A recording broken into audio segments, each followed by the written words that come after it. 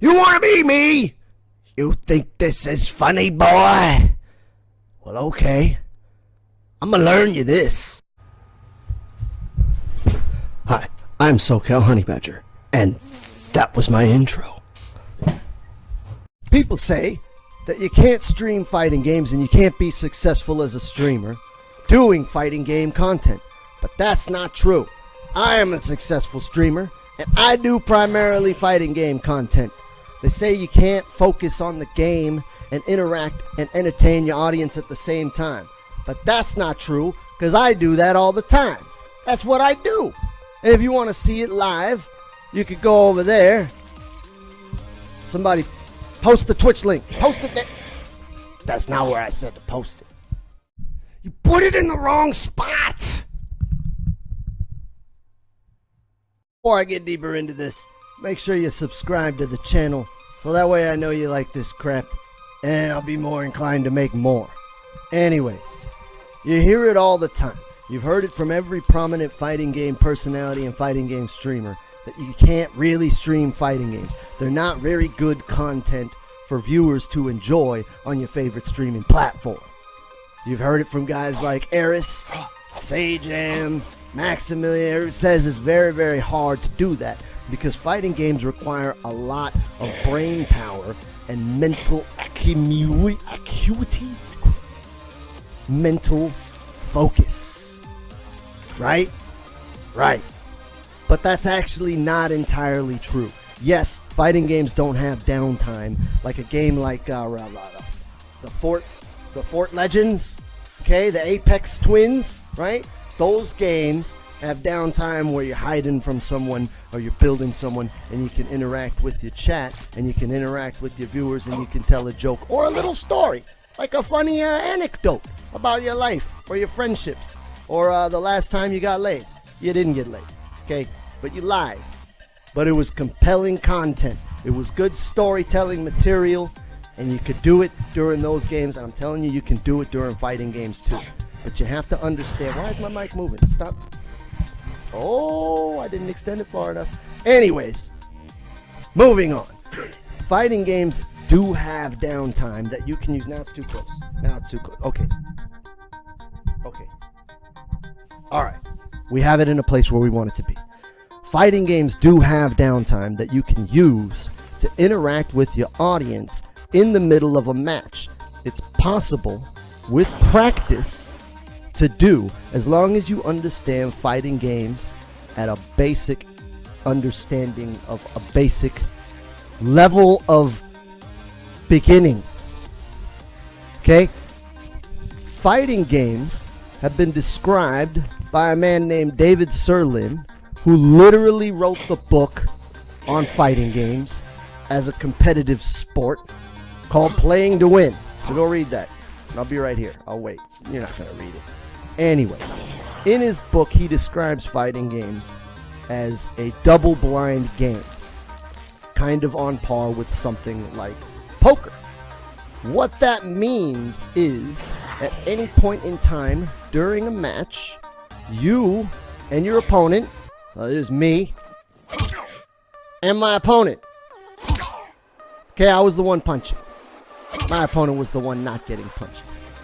At any given point in time during a match, you and your opponent both have incomplete information, but you all share the same information. That is why it is called the double blind. Let me explain how this works. All right? Both of us have our health bars. Okay, there we go. Both of us have our full health bars. We're both in the neutral position. We're both standing an equal distance from each other. We both have all of our options on the table. Nobody's missing any meter. Nobody's lost any tools. So all of that information is shared between both of us. What we have that is blind to us is what our opponent is thinking, and what we are thinking is blind to them. My Baraka doesn't know I'm going to be doing down fours all day. Okay? And I don't know that Baraka's going to walk up and do a thing that he's going to do Baraka stuff. I don't know, raw chop chop, right? I don't know this. They don't know that. Both of us are going into the situation blind. This is how you can use this This is how you can take that information and create an enjoyable and interesting stream that people will want to watch and still interact. Because at any given moment, you don't know what they're going to do. They don't know what you're going to do. So you can sit there and take downtime in the middle of a match to interact with your chat. How does that work? Okay, Baraka doesn't know what I'm going to do. I don't know what he's going to do. I'm just going to block and I'm going to say, hey man, how are the kids? Okay, Baraka does not know that I'm just sitting here blocking, talking to my people. And maybe Baraka's doing the same thing. I don't know. It's a double-blind situation. He doesn't know what I'm doing. He doesn't know why I'm doing it. All he knows is that I'm sitting there blocking, and I can take that situation and interact with my chat. Now, this actually will help you become a better fighting game player anyways, because you're going to be kind of unpredictable to your opponent because he doesn't know why you're just walking up and blocking or walking back and blocking. But the important thing to note in fighting games is that they are a double-blind situation, but the game does not change intrinsically at various points in a match outside of like they spent a bar of meter or they used their fatal blow or the timer is about to run out and you're going to lose on a timeout. But at any given point, every event in the game happens. Let me think of a better way to say this. Every event in the game is independent from every other event in the game. Just because I walked up and I down poked him does not mean that I'm always going to walk up and down poke him. Now you can take the information on screen and say, oh, well, he's got full health and he doesn't want to waste any, he doesn't want to do anything unsafe. He's probably going to down poke. But just because I down poked before doesn't mean I'm not going to just do it, right? By separating yourself from the game during a match, it actually wipes your brain of the information that has happened beforehand. You'll quickly forget, and you will treat every other event as a separate, independent event. My opponent has walked up and done a mid. I turn to the camera and I talk to my people. I have turned back. I am now at this situation where I'm standing there and my opponent is standing there and I have no idea what's going on in the match, so I will treat this situation as a new situation from which to navigate. So you've actually not sat there and gotten... How many times has this happened, right? This is a good example. Your opponent walks up, does an overhead, and he walks up again, and then he does another overhead, and you're like, oh my god, he can't do it again. He's not going to do it again. Oh, he's doing it again. Ah, I'm going to lose. He's just doing the same move. And then you get mind warped during a match because your opponent knows that you're out of it now, right? I could just keep doing this over and over and over, and you're going to get mind warped into thinking that he can't possibly do it again. But if you take yourself out of the game, and he walks up and he does an overhead, and then you go during the recovery animation, hey man, how are the Doritos? You said you was going to get Doritos. Oh wait, hold on, I'm playing video games. What is he doing? He's walking up. Oh man, I should probably just block. Oh look, he did an overhead and I blocked it standing because he walked up, and I treated this situation as an independent situation of the last situation. Now he's like, what?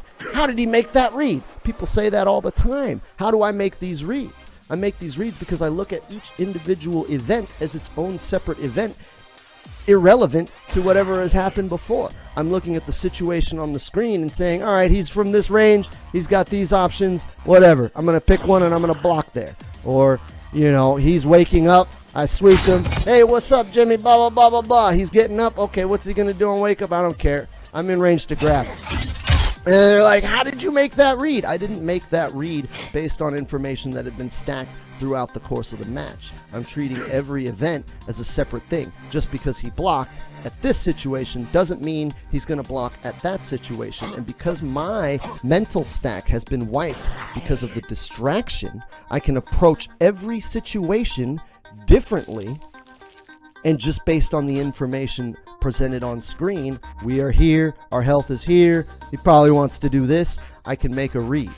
And that allows me to navigate matches, play matches, win matches, and still interact and entertain my stream in the middle of a match. I don't need commentators behind me talking about the match on screen. I don't need to be, a tournament to be able to entertain my viewers. Most of the viewers that watch my channel don't even really follow fighting games. They just like the entertainment value. And if you want to be able to stream fighting games, and you want to be able to be a good streamer and a good player at the same time, you need to sit there and you need to take some deep thoughts, man. You need to think about things deeply and try and process what I've said.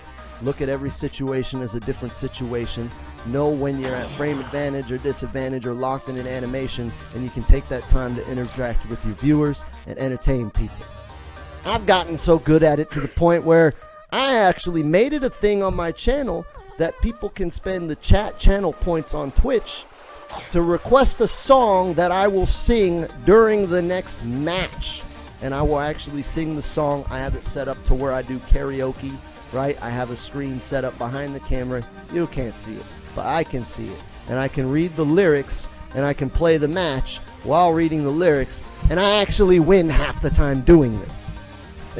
It's compelling content. You can find your own thing that you do, or you can steal mine. But see, nobody else does this, so everyone's going to know you're stealing it from me, all right? Maybe read a poem, right? I don't do poems. You could do poems. I don't do poems.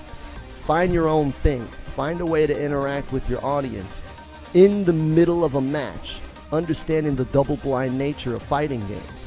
You're going to mind warp your opponent because you're going to be random as hell, and your viewers are going to appreciate and enjoy what's going on.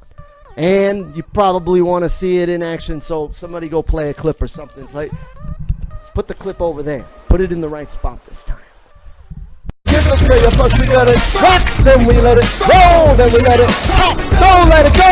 X gon' give it to you, we gon' give it to you, X gon' give it to you, we gon' give it to you. Ain't never gave nothing to me, but every time I come around, they try your hands out, wanting something from me. I ain't got it, so you can't get it. Let's leave it at that, so I ain't with it. Hit it with full strength. I'm a jail player, so I make the world like a girl in the bullpen. You against me, me against you. Whatever, whenever, what the fuck you gonna do? I'm a wolf in sheep's clothing. Only nigga that you know. Whoa, perfect. I've been doing this for 19 years. People wanna fight me, fight these tears. Hey, so if you follow YouTube enough, you know that they like to put weird stuff all over the screen for the last 30 seconds. This is gonna fill that space. Yeah. Yeah. It's probably right there and there. All over the place right now. Yeah, go ahead and click that stuff if you want.